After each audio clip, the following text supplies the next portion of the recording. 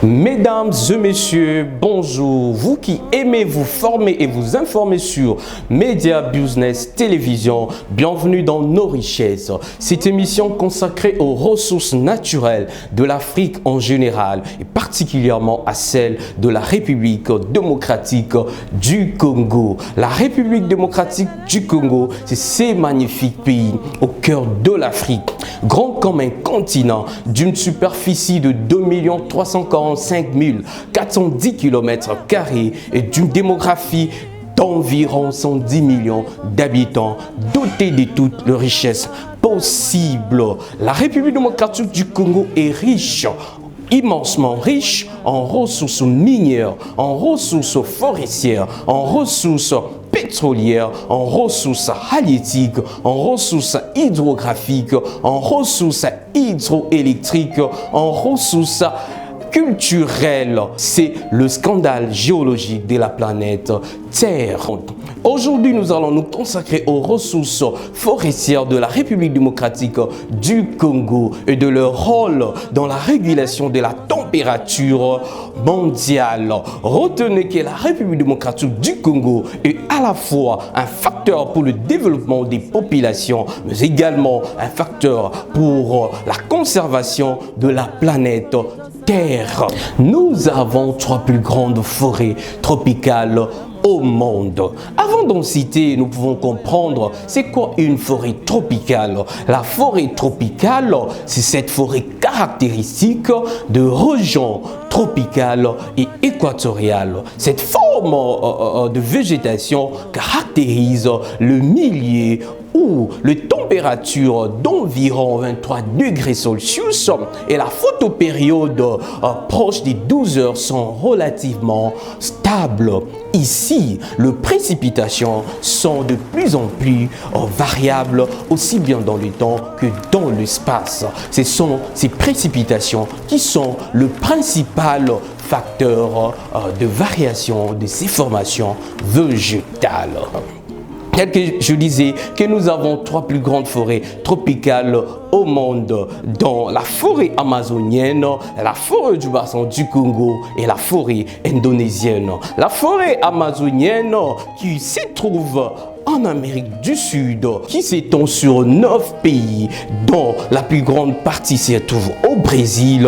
Cette forêt s'étend sur 6 700 000 km² pour environ 840 millions d'hectares. Je disais que la plus grande partie se retrouve au Brésil, mais elle s'étend également sur la Bolivie, la Colombie, le Pérou, le Venezuela, l'Équateur, le Suriname, la Guyane et la Guyane française, ce département d'outre-mer français. Et nous avons en deuxième position la forêt du bassin du Congo. La forêt du bassin du Congo s'étend sur 6 pays africains, dont la République démocratique du Congo, la République centrafricaine, la République du Congo, le Cameroun, le Gabon et la Guinée équatoriale. Retenez que la forêt du bassin du Congo se retrouve à 2 tiers en République démocratique du Congo. Et cette forêt en République démocratique du Congo, nous l'appelons la forêt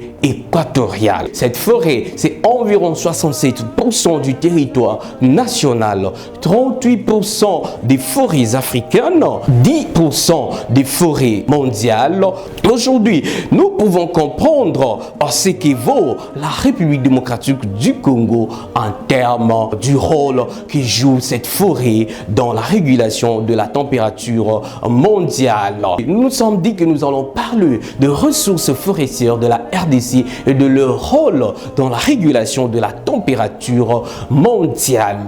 La forêt du bassin du Congo est considérée aujourd'hui comme le poumon de la planète Terre. Pourquoi ? Parce qu'il joue un rôle trop capital, tel que nous avons dit, dans la régulation de la température mondiale.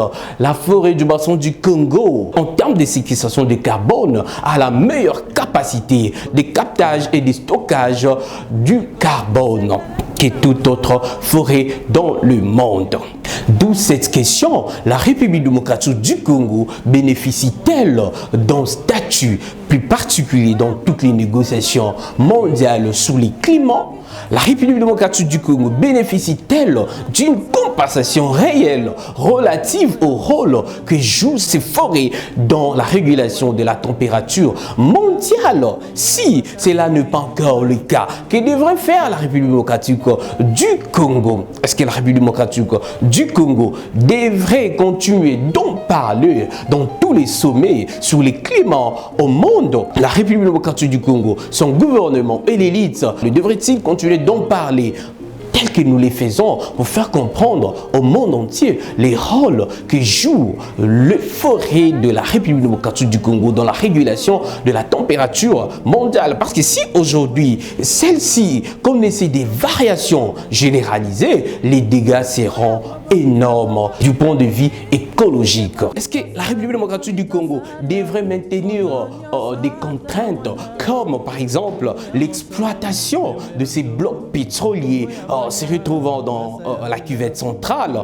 Et vous êtes sans oublier que dans la cuvette centrale, c'est dans cette zone où se retrouve la plus grande zone tourbière au monde telle que nous l'avons dit.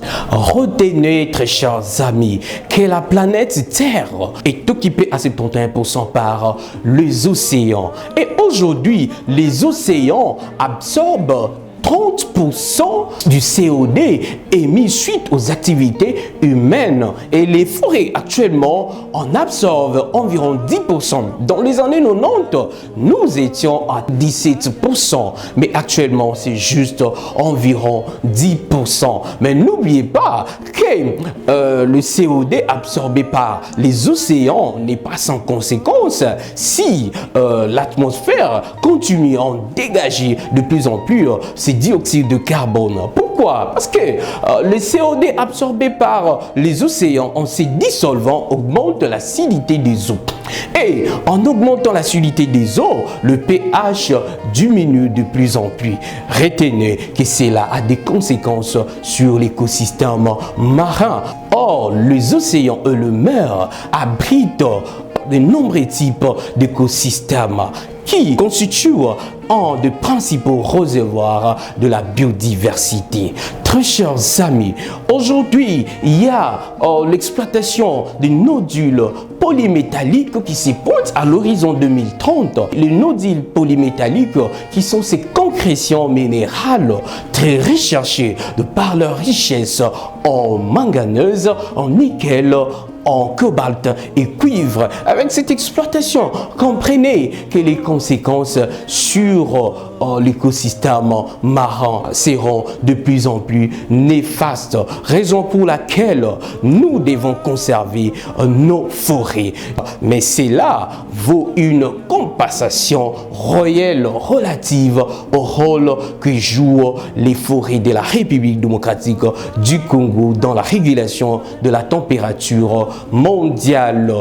La République démocratique du Congo mérite un statut aussi bien particulier dans toutes les négociations sur le climat au monde. Pourquoi? Parce que la forêt équatoriale abrite la plus grande zone tourbière au monde. Cette zone, beaucoup plus grande que l'Angleterre, c'est environ 3 années de pollution atmosphérique enfouie dans la forêt équatoriale. Très chers amis, je crois que nous allons en parler en long et en large dans le jour à venir avec certains experts sur ces plateaux. Et je vous dis merci pour votre réelle écoute et vous donne rendez-vous pour le jour à venir. Merci.